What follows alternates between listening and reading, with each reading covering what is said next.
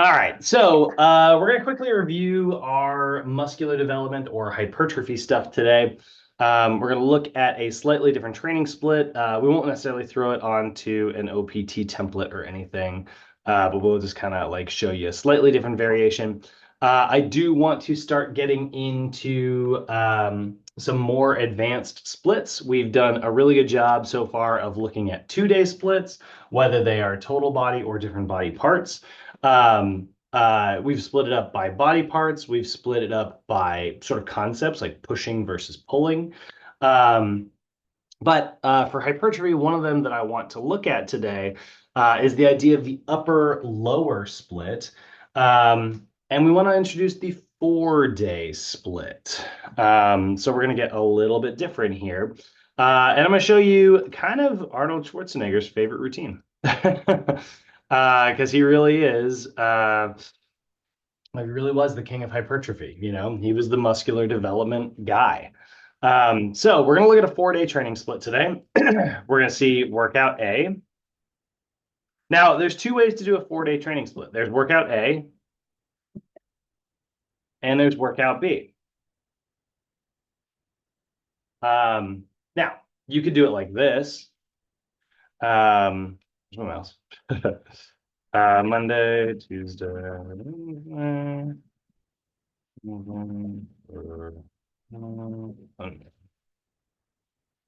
Sunday, Sunday, Sunday. All right.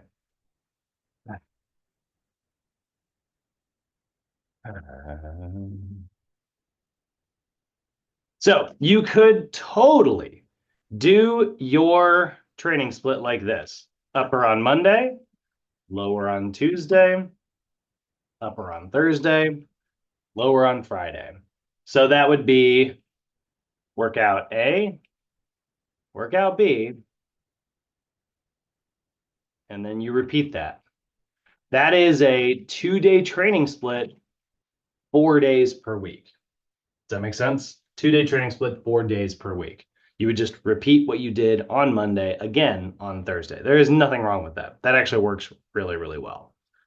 But remember, we talked about this idea that hypertrophy, muscular development on NASM's OPT model, it's in the middle, right? So is it more, the question is, there's no right answer to this. Actually, I like that. That's a good picture. Is phase 3 more closely related? Oh, this goes backwards, actually. Maybe I don't like this. Is phase 3 more closely related to phase 2, the strength endurance phase, or is it more closely related to phase 4, the max strength phase, right? Because if we go to our big chart, right, we look at all of our acute variables here, right, all these different numbers and stuff. We're seeing 3 to 6 sets here of 6 to 12 reps. And over here, we're seeing 8 to 12. And down here, we're seeing 1 to 5. So 6 to 12 really is kind of reaching the gap in both directions. It's not bad. It's not bad for endurance. It's pretty good, but it's also not necessarily doing a ton of endurance. And it's pretty good for strength, but it's not like getting really into the strength. But you can still work relatively close to those. So one of like my favorite, if you're really trying to like go for like mass and size, but you also want to be like pretty functional and have some good strength. One of my favorite training splits is not having it just be workout A, B, A, B, A, B, A, B, A, B, A, B, A, B, right? It would be A, B, C, and D. So we're looking today at our very first like 4-day training split. So now you have upper, and we're going to say that this first upper is for strength, and this first lower is for strength. And then we'll have another version over here. We're going to have workout C, which is going to be upper body. And that one's going to be a little bit more for endurance.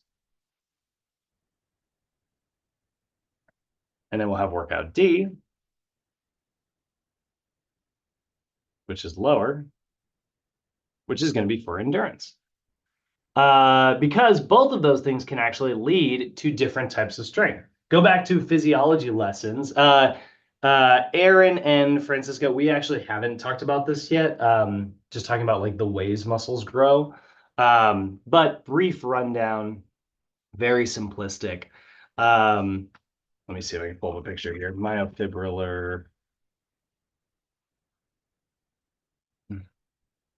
When a muscle grows, there's a couple different. Oh God. Oh, sorry. Dayquil should kick in any minute. That hurt.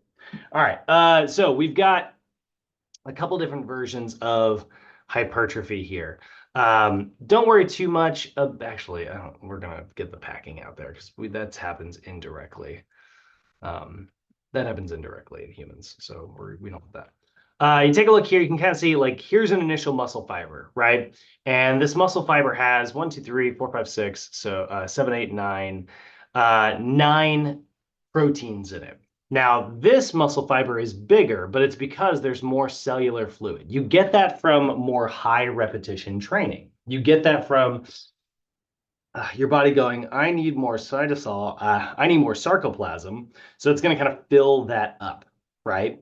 And that will give you a little bit more energy production. This is probably what you want in like a lot of like field athletes, because you want them to be able to play the whole game.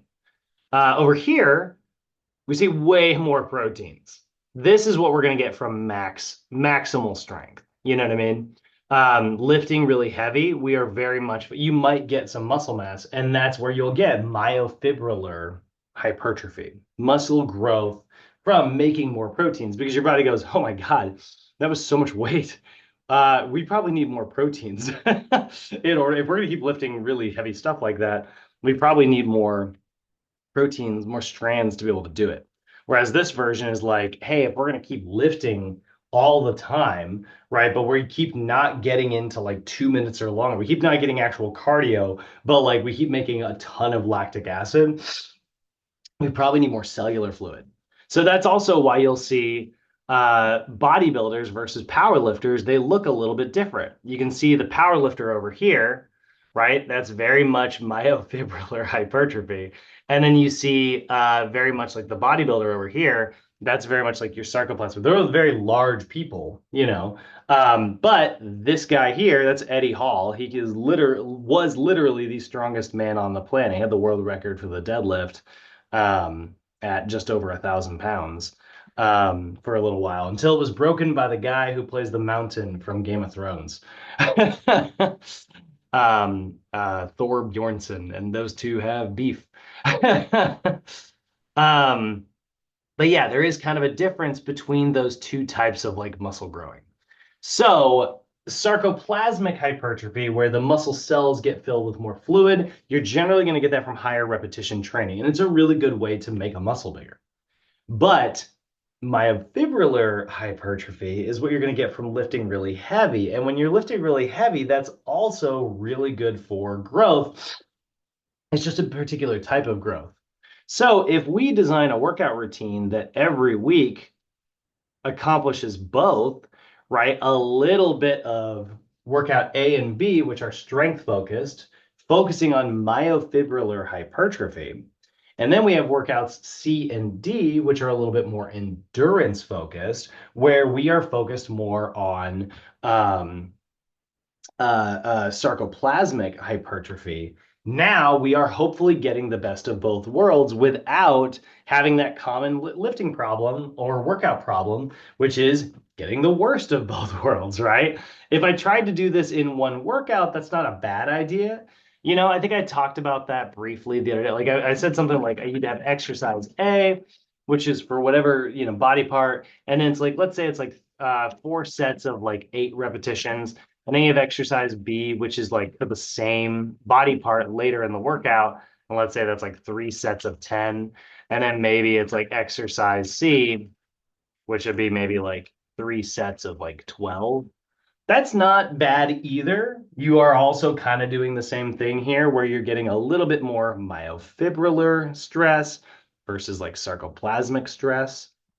But The issue with that is like, it's targeting different energy systems on one workout, so you're not dedicating to them. I don't have anything against that necessarily, but I find that if you can lay your training volume out like this, 4 days a week, it not only does it ensure that like you can spend more time on one particular thing and give yourself that space that you need. But also, it is going to ensure that you're laying your training volume out. You're not overtaxing yourself. You're not overtraining.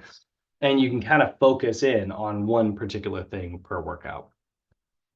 So this is very popular, but we are also going to combine this concept with another very popular thing that Arnold Schwarzenegger used to do. Because again, he really was the king for years. And he's a really smart guy when it comes to lifting. Governor knew what he was doing when it came to when it came to lifting at least.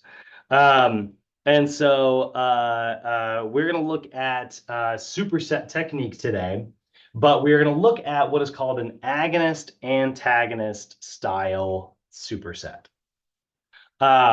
which is really cool. So he was a really big fan of this. So you got this agonist antagonist superset workouts. Let's get a quick little example version so you guys can have it while I'm talking. So you take a look here. This is kind of what we mean. So we're actually going to pair two exercises that are actually kind of the same biomechanical movements together as a superset, but are for opposite body parts. So here's a pop quiz. What am I pantomiming right now, guys? First person to answer. What am I doing? What exercise am I doing with my little pantomime? Like you're talking about the movement, the type Yeah, of what exercise is this? What do you think I'm doing? press? What is Well, it? yeah. Press? Press? Nope, I'm doing a row. Oh, I was just about to say a row. Nope, I'm doing a press. No, Lisa, and I'm messing with both of you. I I was gonna say whatever the opposite of whatever you said was. Okay. So the whole point, what I mean, I'm sorry. The reason I do that is because like this is the same motion, right? Like a chest press and a row are kind of the same thing if you think about it. They're just opposites of each other. The concentric part of my press is the eccentric part of my row. The concentric part of my row is the eccentric part of my rest. So if you actually superset these together, right, you're concentrically exhausting the muscle, right? Because you're pushing really hard on the push, right? So that muscle's getting fatigued and it's exhausted. But your upper back's not necessarily like working that hard. All it's doing is just doing a little bit of stabilization. Oh, right? Like just a little bit of like stabilization there. But then you switch to the other muscle and you do the row. Now your chest it's not like resting, but it's kind of resting, you know? And so it's getting time to kind of recover while you're working on that antagonist. But what are you doing to the proteins? You're still pulling them apart and contracting them and pulling them apart and contracting them. So the agonist antagonist thing is actually pretty good because you stay in the same area. Blood flow is like right near there, able to help with your performance. And theoretically, you are actually creating a little bit of muscle damage during your rest. And because it's a superset, it's a really efficient way to get a lot of work done in 1 hour's time, which is really nice. So this was like a very, very popular Arnold Schwarzenegger thing. He absolutely loved this. And a lot of bodybuilders have done the whole agonist antagonist superset thing for a long time. They're pretty good. So the trick to it though, and there's not a ton of exercises out there where you're picking the best version of an exercise while also in doing the antagonist. There's not a lot of variety in terms of how you can do that. Like Yasmin's agonist antagonist workout is probably going to look pretty similar to Shantice's, which will look very similar to Aaron's, which will look very similar to mine. Like there's not a lot of variety in this. We all kind of come up with the same routine because there are only so many at perfect agonist antagonist pairs out there. So let's take a look at what this looks like. We're just going to do the resistance section again. We're not gonna do the movement prep and stuff. You'd still do all that. But this is also an example, at least I think you asked about this. This is also a good example of like the type of thing where if I was doing movement prep, I'd probably have balance on the lower body days, and I'd probably do a lot more core work on the upper body days. I do some core work on the lower body days, but not, I'd probably be like maybe 2 core exercises on the upper body workouts, and then like 1 core and 1 balance exercise on the lower body ones, if I'm laying this out. But just looking at resistance, let's do workout A first. Now, this is our upper body day. So we're going to see like a lot of like chest and back and shoulders here. So we're going to do the superset thing, right? And this first one is our strength day. Oh, I actually will say, if you wanted, you could also do very much like straight sets on this strength day. Okay, so if you didn't want to do the agonist antagonist thing, you wouldn't necessarily have to. You would probably just do chest A. Let's just say that, let's say bench press, right? And then we'd maybe do like a bent over row and a military press. And we got our big 3 in there, the most popular ones. And then I'd probably just like rinse and repeat that, right? Maybe if I want to, I can get some biceps and triceps in, I can definitely do that if I wanted to. So maybe I do single leg. We go into a stabilization routine.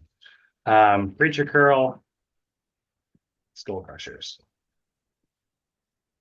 So if those are like a straight up a day on itself. Now, personally, I'm like, I wouldn't put arm stuff on my heavy day. Again, a lot of times your arms are going to come kind of naturally until they don't. I will say, like, if you're a pro bodybuilder, yeah, you should definitely do arm work. But I want to make sure that I'm really emphasizing like these key areas. So I'll probably go with 2 more, maybe one particularly really good one for my chest again, and my back again, and then maybe I can do a superset for the arms at the end here. So we'll go with like, let's go with like, yeah, incline dumbbell chest press, just because it is such a classic. And then, yeah, let's do a reverse grip. We'll do a reverse grip, lat pull down. Cool, there we go. That's not so bad. At the very end, cable curl, cable tricep, press down. Sweet, very classic rowy workout here. So that's 1, 2, 3, 4, 5, kind of 6 things all together. That's probably gonna take your hour, you need to be moving pretty quick here. And because we are focused more on strength here, we're gonna be on the lower rep scheme. So we take a look at our big chart again. Like I said, we want to be relatively low on the reps if we're doing this. We got to be between 3 and 6 sets of 6 to 12 reps. So, oh God, one of the ways I like to do this is all of this. Actually, you know what I'll do? I'll just move this up here. I'll give you the space I need. We're gonna do 4 sets of 6 to 8 reps.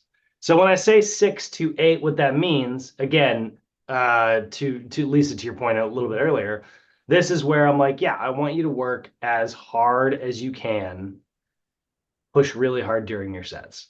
That is more of a powerlifter's thing, but obviously we're going for somewhat strength here. Again, hypertrophy is so close to maximal strength. This is actually going to be, pretty close to that. Now, I will say there's a lot of exercises to get through.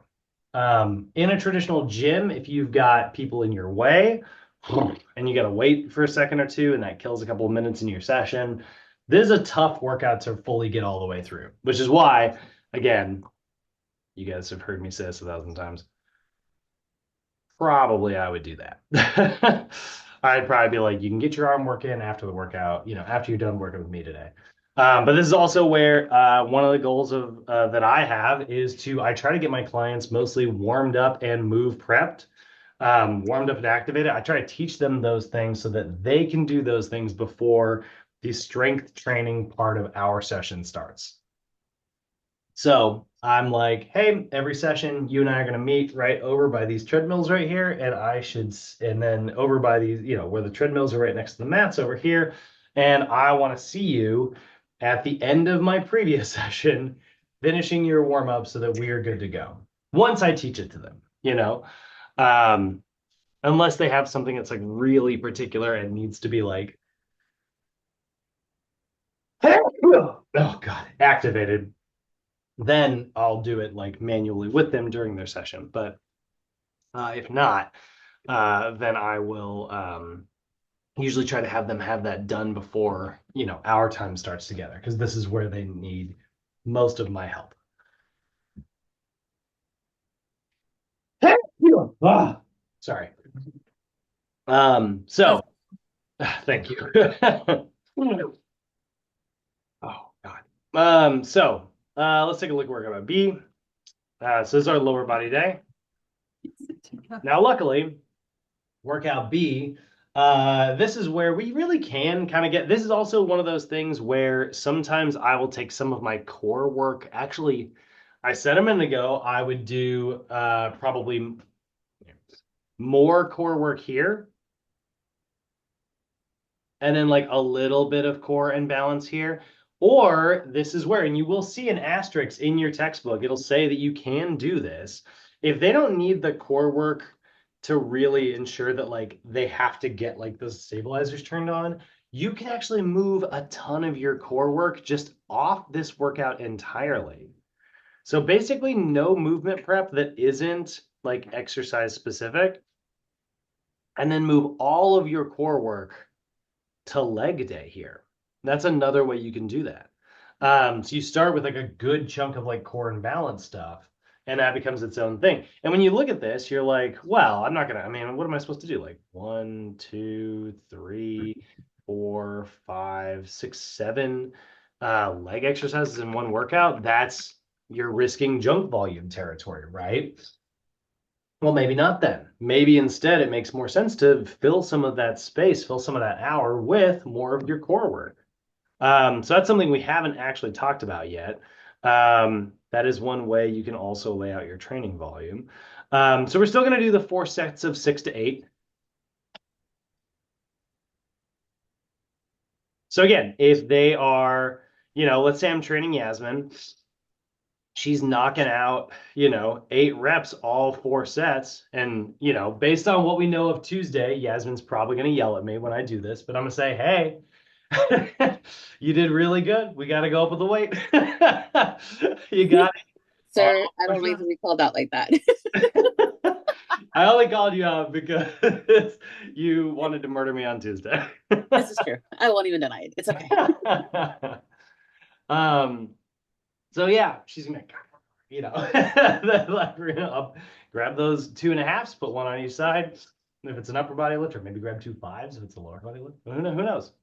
So we probably want to get some really good representation of, lifting really heavy here. When I say really heavy, I mean like relatively heavy. So I'm gonna put it in there. We got to get that classic barbell squat in there. That is going to be just a really good movement that is particularly very good at building leg strength. Pairing that up with a barbell deadlift. Now, again, you've heard me say this. I actually don't like putting squats and deadlifts on the same day. It's just those are 2 very fatiguing exercises. In a hypertrophy workout, it's probably more okay. If I did that I will not do that on a max strength workout. Personally, I don't like doing that. We saw the Strong Lifts does it once a week. That's actually why they only do 1 set of 5. Remember, it was like 5 by 5 and then 1 of the deadlift. Because they are very fatiguing exercises.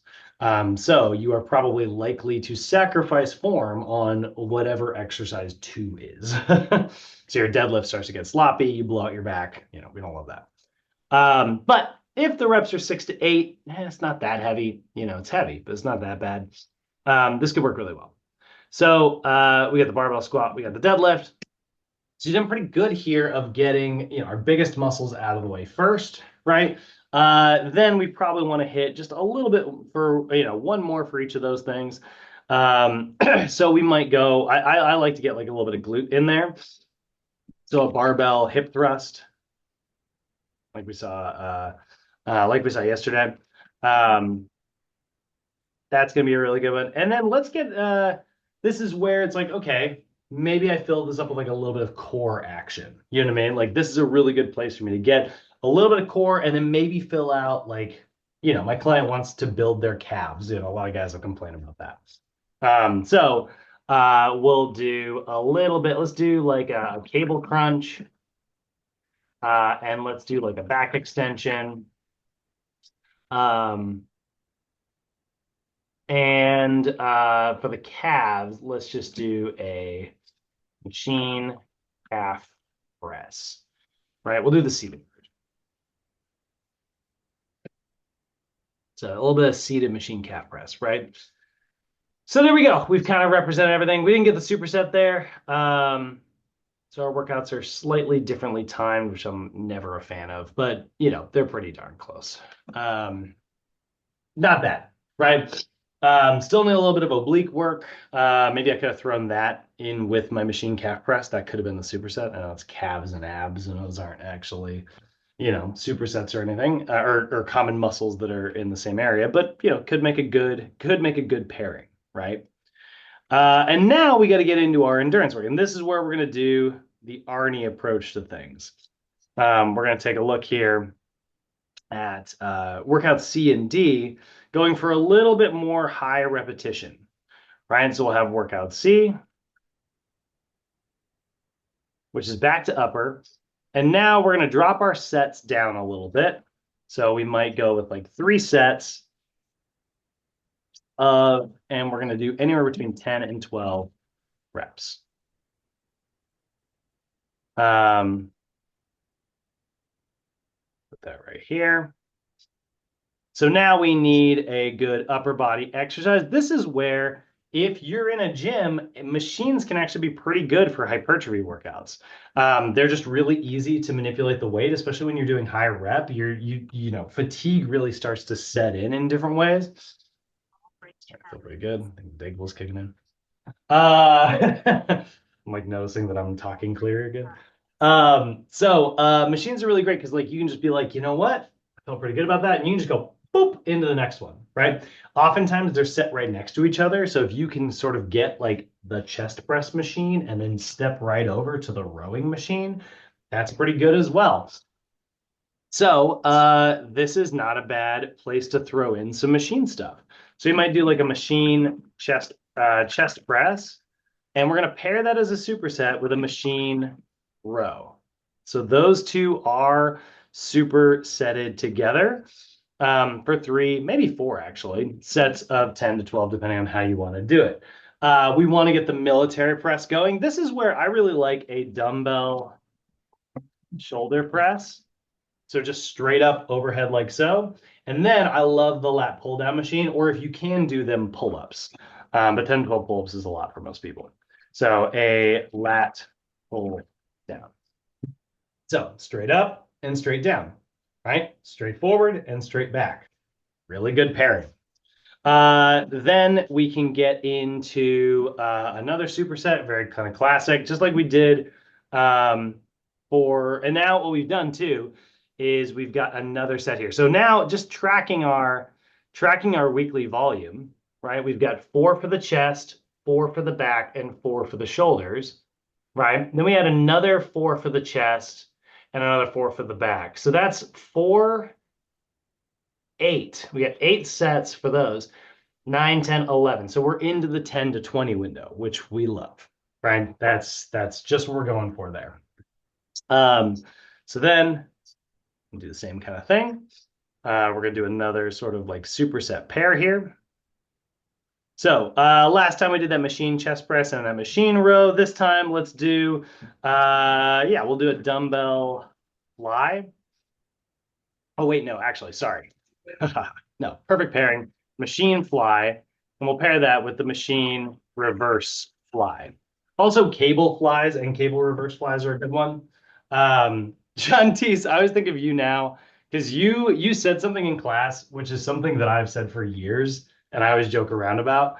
And you said it unprompted, like on your own, and I was like, oh my God, we had a kindred spirit moment that I don't know if you were aware of in class one time, but talking about bros and how humbling it is to watch them on the reverse fly on the cable machine. Because you'll go from like, flying like 50, 60 pounds, and then you'll do a reverse fly, which is here. And the lever of this reverse exercise is very different than the lever here. Like if you look at the attachment side of those muscles, so you'll go from like 40 pounds to like 5. It's just like you watch people's brains go. It's very humbling. But the machine is also a really good example. That's the one where you pull the pin, right? And you'll see a lot. This combo is really popular at the gym, like the machine fly and reverse fly. It's this classic combination. So you can see here he's doing the reverse version. But if he pulled the pin up, well, it's off. I guess it's off the picture. So this little circle bit right here. You pull this yellow pin, and then you set it, and now suddenly you just turn around in the seat, and you can do a regular chest fly. So it's a really convenient pair. Every gym has this machine, so that is one that works really, really well. And then that is, again, you're getting a lot of really good like posterior delt work there while also getting like the chest going. We've also got, again, like our shoulders have been working this whole time, so that's pretty darn good. That's a lot of work already. So maybe we go down here and we get right back into those biceps. So last time we did cable, so this time we'll do a machine preacher curl and the machine tricep extension. And that's another really popular pair. 4 supersets is probably enough during a workout. That's I mean, think about it, you're getting 8 exercises in here. It's actually more exercises than we got last time. I will say, I think we probably could do 4 sets here. I'll probably just change this to a 4 really quick. That's still in the realm of it's still in the window of what we're going for. And I do think that's still in the realm of 1 hour. You're going to need to move. You're going to need to move quick, but you can get through all this in an hour. So there's our workout C. So you guys can see we're doing low rep days and high rep days. And then we're going to kind of follow this same format here for workout D, except it's going to be lower body. It's going to be 4 sets of 10 to 12. So this is where the legs are going to burn. They're going to burn real, real bad. So here we're probably doing, if we are doing something, we've got like presses, right? Now finding antagonists to actual like squatting motions are doing things where like, the opposite of that is, would be something like hip flexion. You know what I mean? So this is where like, it may not be like the world's hardest superset. Like the other ones were like big, heavy concentric stuff. But we saw some of our core work we were doing last time was like a cable crunch and a back extension. So this time we might do something like this. We might go, God dang it. Let's go with like a walking lunge, right? So lunging, right? That's very much like hip extension. So I need something that's going to be very like hip flexion based. This is where I actually really like something where my client has to drive their knee up in particular. So I might do like a resisted knee drive. So actually train their damn hip flexors, which I don't always do if my client, a lot of people have an anterior pelvic tilt. But a walking lunge with like a hip flexor like pull would work. Or you guys remember, I really like mountain climbers as a bit of cardio, which this routine is sort of lacking here. So now it's like they're going to really build that endurance, working in there, driving those knees in towards their chest. Then we really like that good morning. It's one of my favorite exercises out there. Just really strengthening that low back and hamstrings. Fantastic. Now, again, the opposite of that would be hip flexion. So again, we'll probably get some ab work in here. So we might go with something like a reverse crunch. If you don't know what a reverse crunch is, that is this one. The regression would be just a regular leg raise, but basically, get a gif of this right here, driving that in. Boop, straight up. All right, you can do the ball if you want to. You can also do the push at the end, which you really like. But really good ab work there. Then the classic, we got to have it in here. Leg extensions, hamstring curls. It's literally very, very famously kind of what this whole routine I think was first built around. So we love that one.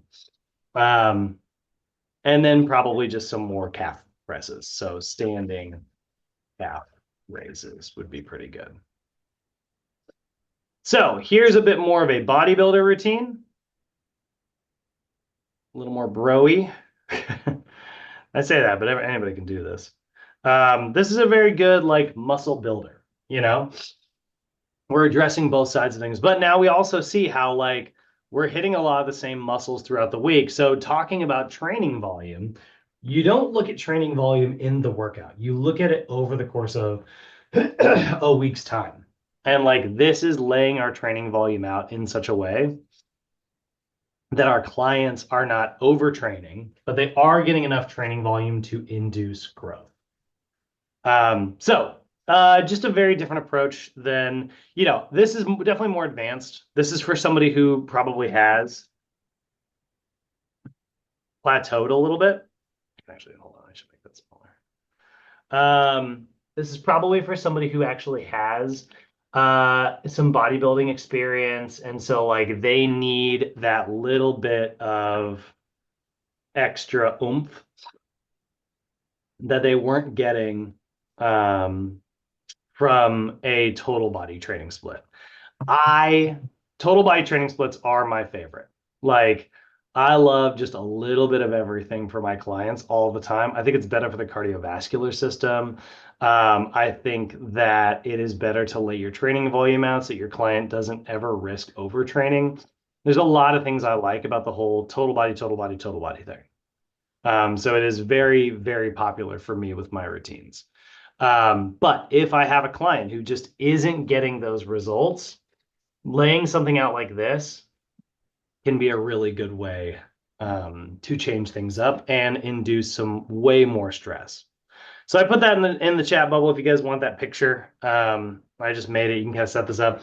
And really, if you want, don't forget, guys, all of these can be swapped out. You don't like the bench press? Great. Do a different variation of the chest. You don't like the deadlift? Learn to like the deadlift.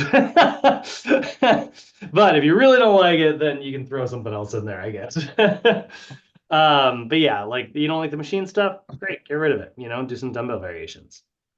Do some cable variations, But this is a pretty decent example of how to kind of lay that volume out for the advanced client. Any questions, comments, or concerns so far, guys? That's our review for muscular development. We're gonna dump into max strength next.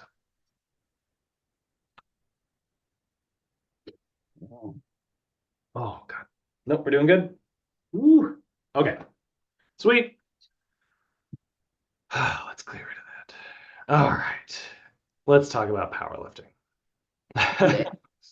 Let's do it. Let's do it. All right. 5,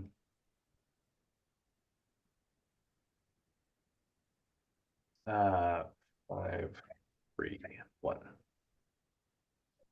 All right, so we're going to look at a very famous routine that is very popular right now and one of my favorites. Wait, no, where's Jim Wendler's video? There we go. Oh, no, that's not it. Jim Wendler, come on. Oh,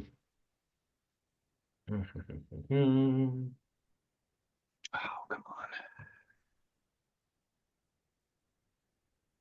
Wait, maybe that's it.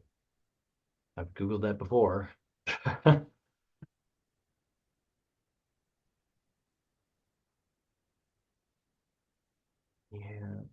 I want just the exponent. I've watched this one. It's not him. I want the guy. I want the guy who actually made the brain. I don't think he has like a just a classic video of him explaining his own program, which is frustrating. All right, so this is we're gonna talk about Jim Wendler's 5-3-1 routine. It is a variation on some of these other, they're similar to the starting strength. They're similar to the strong lifts. But what I like most about him is that he has planned deload weeks in his routine. And deloads are very, very, very important because deloads are going to give your brain neurologically time to adapt. They give your body time to rest and recover. Very, very, very important, very healthy for you. Is this one the good? I watched a bunch of these planning for this. I just want to make sure I pick the right one. I'm just going to choose whichever of you has better audio. Um, I gotta put me back on screen. So yeah, max strength is obviously lifting very, very, very, very heavy, right? 4 to 6 sets of 1 to 5 reps. The tempo says explosive, but obviously you're not actually moving very explosively. And then you are taking anywhere from 2 to 4 minutes of rest. I find 3 minutes is pretty good. Honestly, I think that's kind of my favorite version. The intensity is your 1 to 5 rep max, aka your 85 to 100% of your 1 rep max. And then you can do 2 to 4 exercises per section that you're working, similar to what we saw in Jim Wendler's routine. So that is kind of the main stuff we're looking at there. Now, this is still within the strength level, so you aren't going to do like, remember your movement prep, which is like your balanced stuff, it's your core stuff. That isn't for 1 to 5 reps, right? That's still very much the normal stuff that you would do at like the 10 to 12 rep range, or I'm sorry, the 8 to 12 rep range, right? You're still like relatively endurance based because like max strength for your abdominals doesn't really make a ton of sense. They're not type 2 muscle fibers. They're not going to benefit from that super heavy lifting. Just like you can do max strength for your arms, but it doesn't make a lot of sense. They're just not, that's not really their thing. So let's go ahead and we'll scratch out we'll sort of take a Jim Wendler approach to things, but we're going to do it in a sort of more NASM oriented style workout. We are going to rearrange this into a probably 3-day split. That's going to be, again, the most common that most people are going to do. Their cardio days are going to be on those middle days, like we've talked about. You could do this as a 4-day split. There are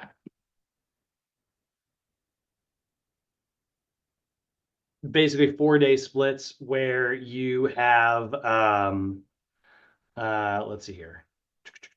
Where's that 4-day version? There you go. So you have like a military press, a deadlift, a bench press, and a squat. So basically each of those key 4 lifts get their own day, and then you want to have some pulling in there. This 4-day version, the way he does it in this sort of example is where this assistance exercise on this upper body lift is like opposite of the military press. That would be like a pull-up or a lat pull down. Opposite of this bench press would be like a classic bent over row. The deadlift, their assistance exercise is core work. And on the squat day, their assistance exercise is core work. I don't hate that necessarily, but that's really good if you have time to like dedicate to these things. I think your assistance work, I think core work should happen every single time on all of this, no matter what, personally. I think core work is necessary all the time. So for me, assistance work would not be something like that. Assistance work would be something more like, yeah, you want to get some arms in there, or maybe you want to get like a hypertrophy set in, for those areas. So we'll look at a 3-day split, and then we'll look at a 4-day split for review tomorrow. But for today, let's kind of go with that classic, 3-day powerlifting routine. So again, when we consider like powerlifting or heavy lifting, right? I really want to cover the big 5.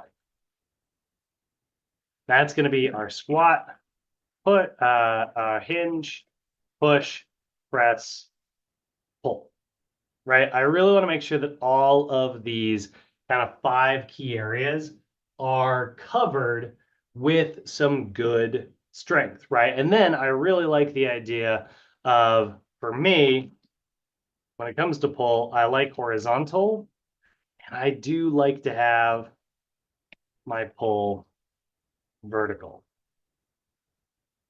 But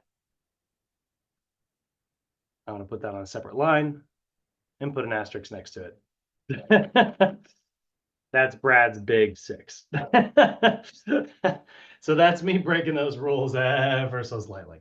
And then I also think some lunging and stuff could be really good there as well, but we'll talk about that in a second. So now we're going to break this down into a workout A, workout B, workout C situation. So workout A, workout B,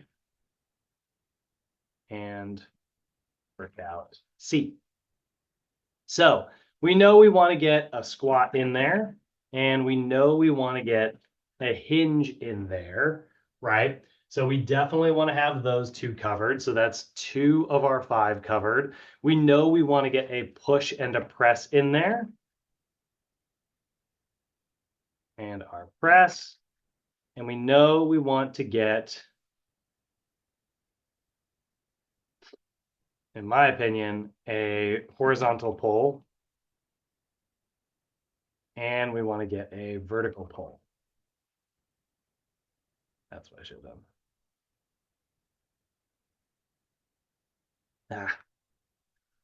And now there's our 6. We only had to do that for workout A. So could I do this like this and just do like workout A and workout B and then just alternate between those 2? Absolutely. We already talked about that, right?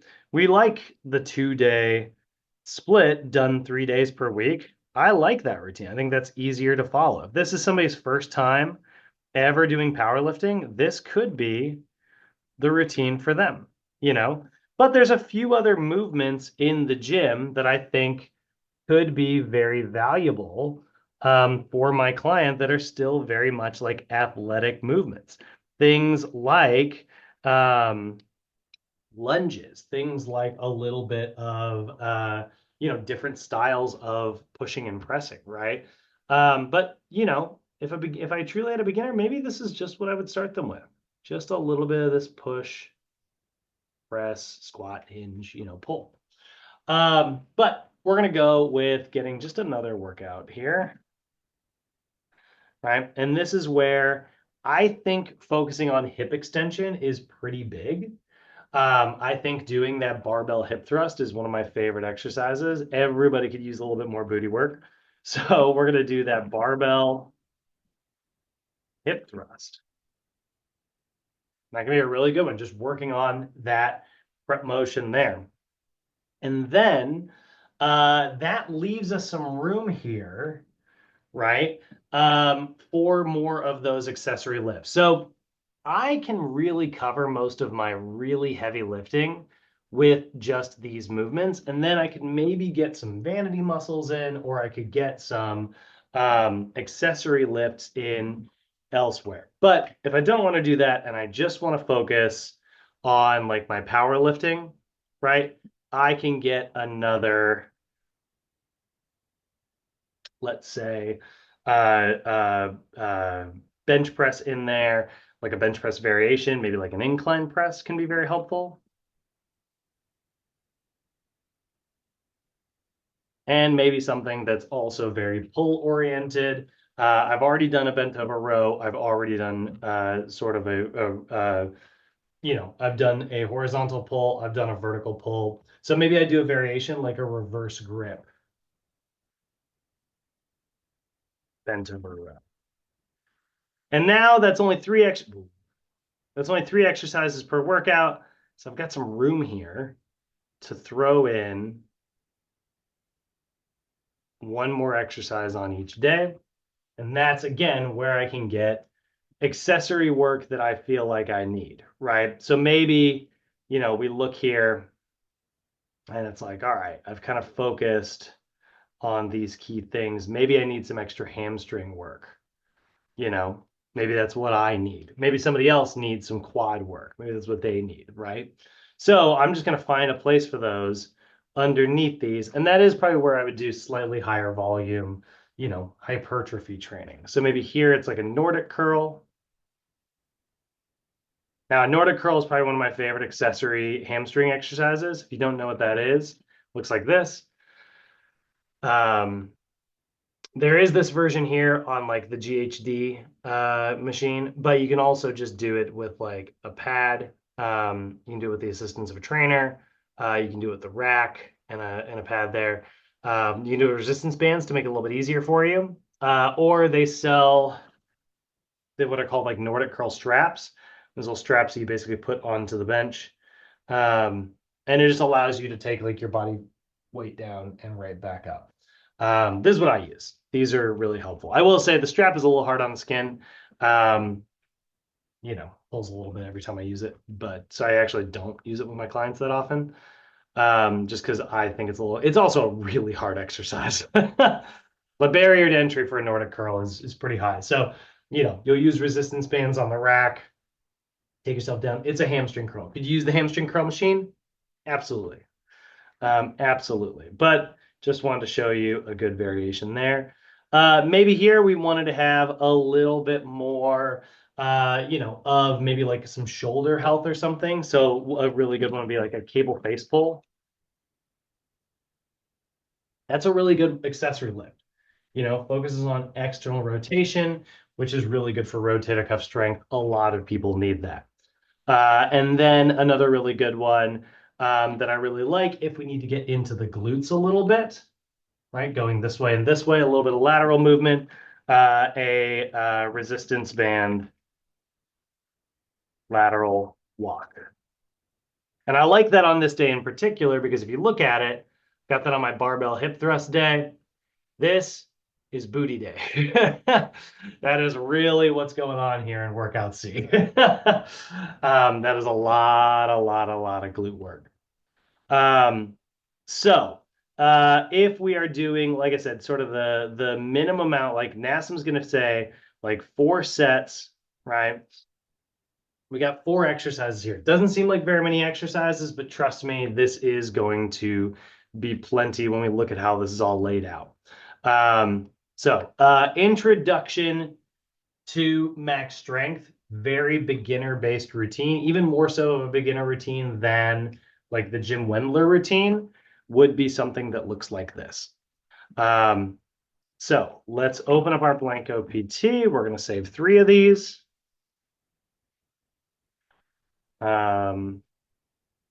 So this is going to be phase 4, max strength routine, 3-day split workout A.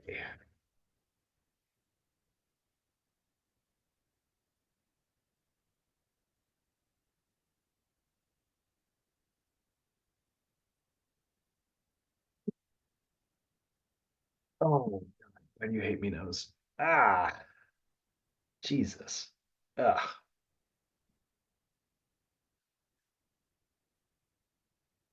Workout C. Ooh. No. Okay. All right. Let's open those up.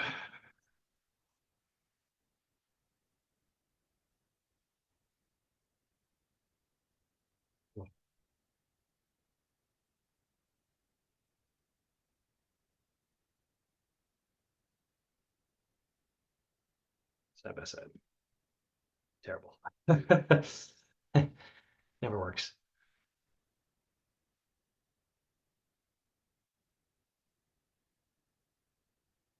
Okay, so here's our 3 workouts, guys. And we'll zoom out here.